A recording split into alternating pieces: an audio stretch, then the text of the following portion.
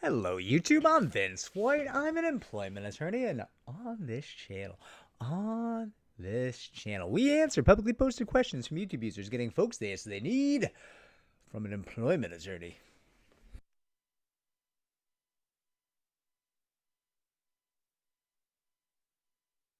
Now, coughing fits aside, we have a question from YouTube user The Big Rat Race, who asked us, Mr. White, the Equal Employment Opportunity Commission process has changed recently, and finding an appointment is almost impossible.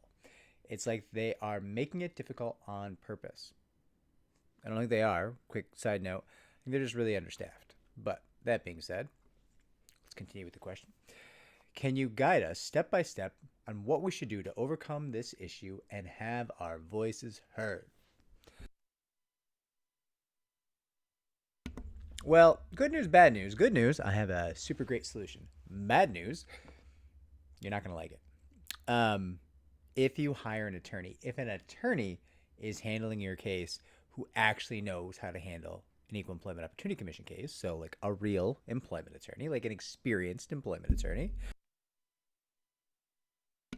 then the good news is you need not have an initial hearing or an initial interview at all. The attorneys can handle all of that for you. They will get your narrative down in writing, make it a sworn statement, and completely avoid the necessity for that initial interview.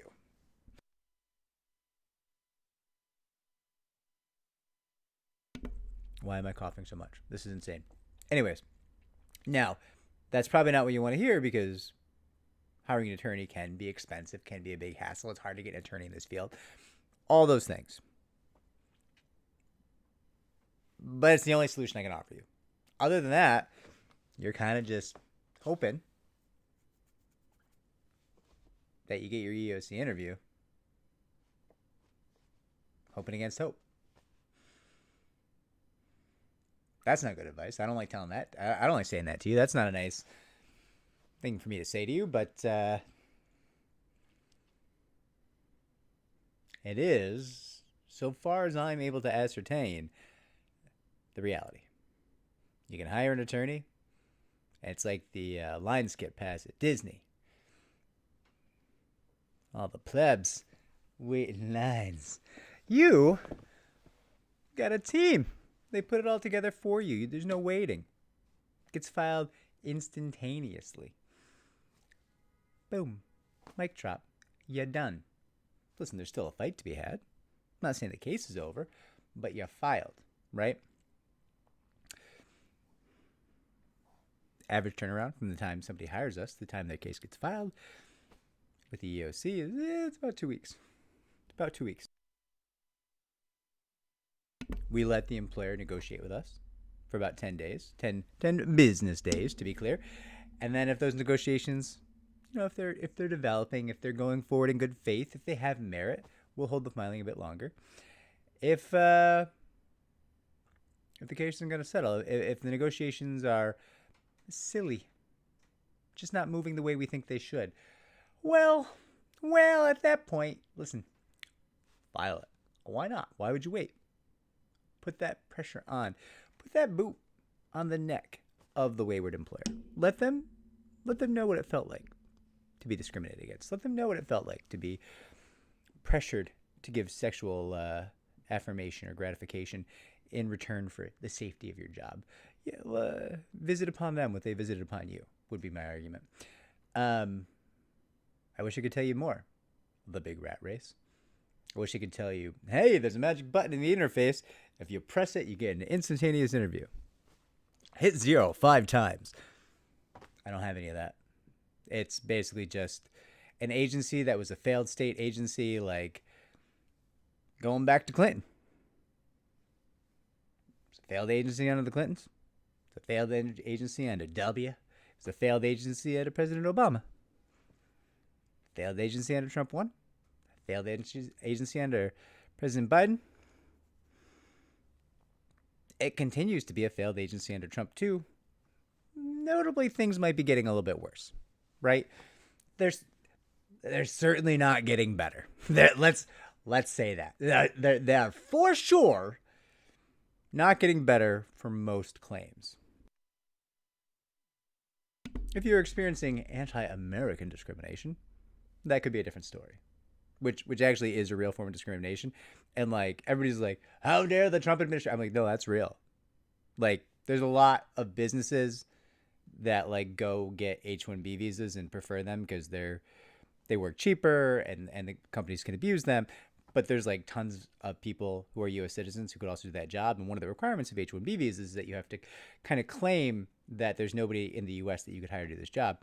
Routinely, on the regular, employers lie about that, not because there's any valid reason why they want to hire H-1Bs. The real reason is they want to abuse H-1B visa holders. They want to have employees who are scared of losing their job because if they lose their job, they will in fact be shipped out of the country where they're trying to build a life. And those folks have a higher tendency of doing what they're told because, yeah, I've been deported. Not from the United States, but I've been deported from Japan. And you know what? It's not super fun. Not the best.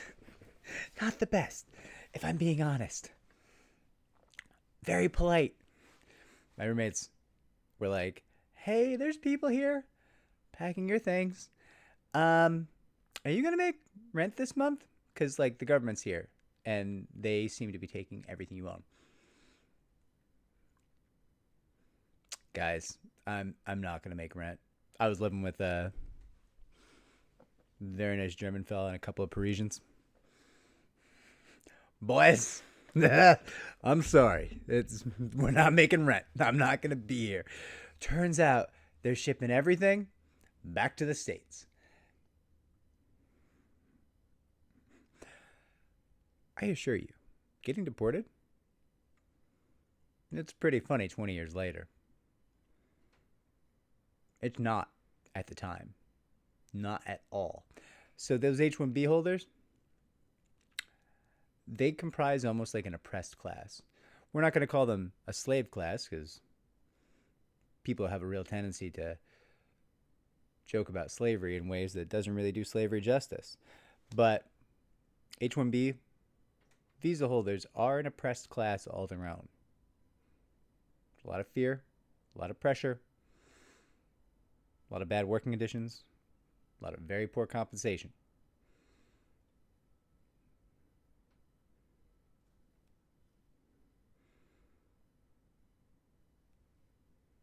So the idea that companies are running around saying there's no one in the U.S.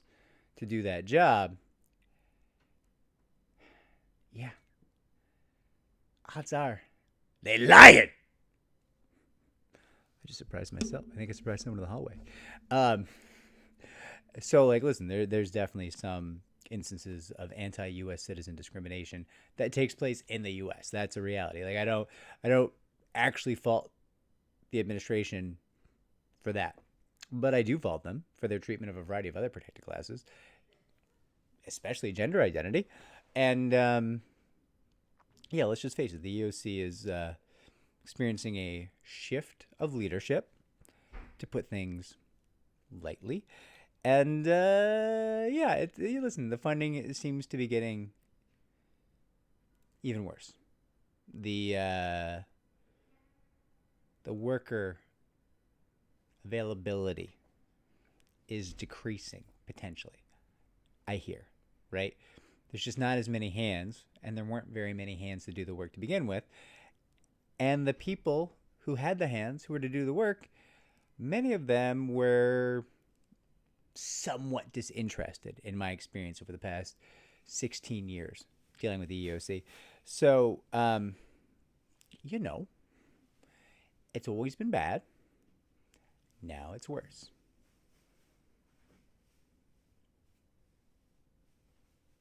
I know it sucks for me to say, get an attorney, but like, get an attorney. This wasn't really helpful. You should give me that thumbs down. But if you felt it was helpful, like, subscribe, comment down below, share the channel. It just might grow. Take care, everybody.